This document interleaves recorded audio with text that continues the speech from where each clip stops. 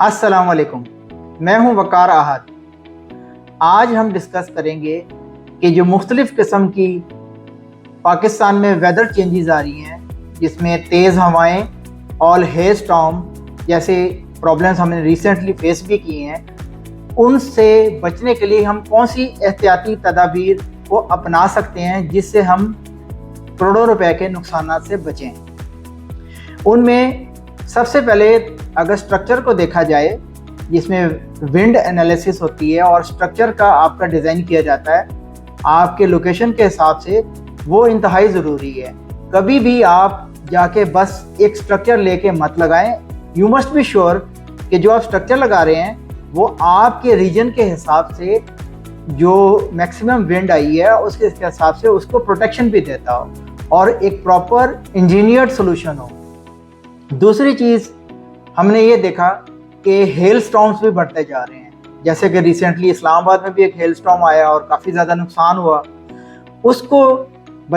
उससे बचने के लिए हम क्या कुछ कर सकते हैं। स्ट्रक्चर के बारे में तो मैंने आपको बताया कि एक प्रॉपर इंजीनियर्ड सोल्यूशन होना चाहिए। इसी तरीके से जब हम सोलर पैनल की बात करते हैं तो सोलर पैनल हमारे यहाँ दो किस्म के ज़्यादातर बिक रहे हैं। एक तो बिक रहा है बाईफेशियल, जो सबसे ज़्यादा इस वक्त पॉपुलर है। दूसरा है मोनोफेशियल, जो पहले सबसे ज़्यादा बिकता था।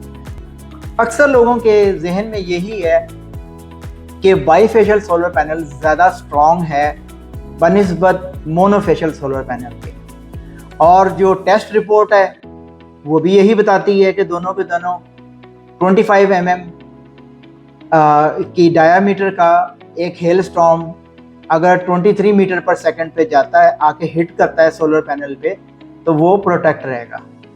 लेकिन अब ये देखा गया है कि हेल स्टॉर्म का साइज भी बढ़ गया है और ये भी देखा गया है कि जो बाईफेशियल सोलर पैनल्स हैं वो ज़्यादा टूटे हैं बनिस्बत मोनोफेशियल के।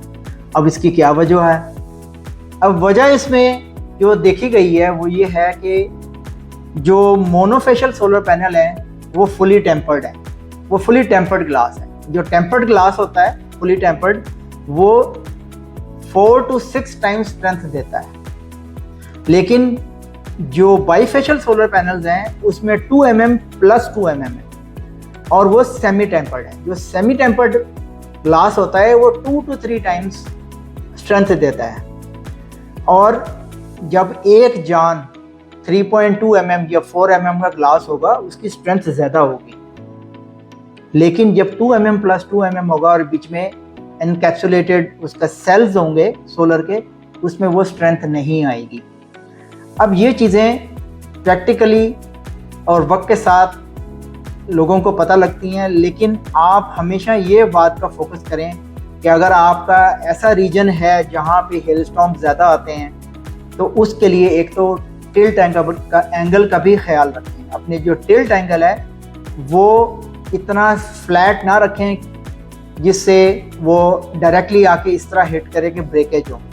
इसमें और भी बहुत सारे फैक्टर्स हैं जो हम जिस पे एहतियात किया जा सकता है। टिल्ट एंगल का तो एक बात की है, दूसरा जो सिलेक्शन ऑफ सोलर पैनल्स हैं, अगर आपको पता है आपका रीजन है और वहाँ पे ज़्यादा इस तरह के आते हैं तो आपको स्पेशली डिज़ाइंड सोलर पैनल्स लेने चाहिए जो कि ज़्यादा strong hello storm endurance capacity होती है, जिसके अंदर ज़्यादा बर्दाश्त कर सकते हैं। दूसरी ये होता है कि जो मोनोफेशियल होता है ना, उसके 3.2 ग्लास mm का या 4 mm का ग्लास होता है फुली टेम्पर्ड, उसके पीछे EVA शीट लगी होती है। जो EVA शीट है वो थोड़ी सी फ्लेक्सिबिलिटी भी देती है और एब्जॉर्प्शन ऑफ शॉक्स भी देती है, तो इस वजह से वो प्रैक्टिकल ग्राउंड्स में ज़्यादा कामयाब। अगली हम कौन सी एहतियाती तदाबीर कर सकते हैं?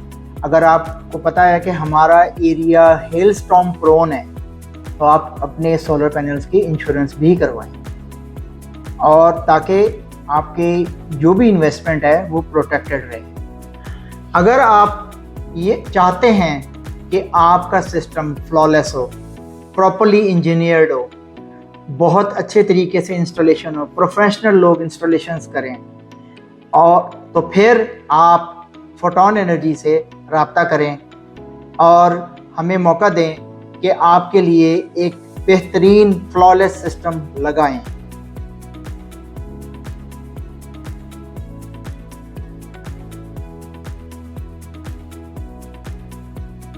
अगर आप ऐसी और इंफॉर्मेटिव वीडियोस देखना चाहते हैं तो आप हमारे चैनल को सब्सक्राइब करें और बेल आइकन को क्लिक करें।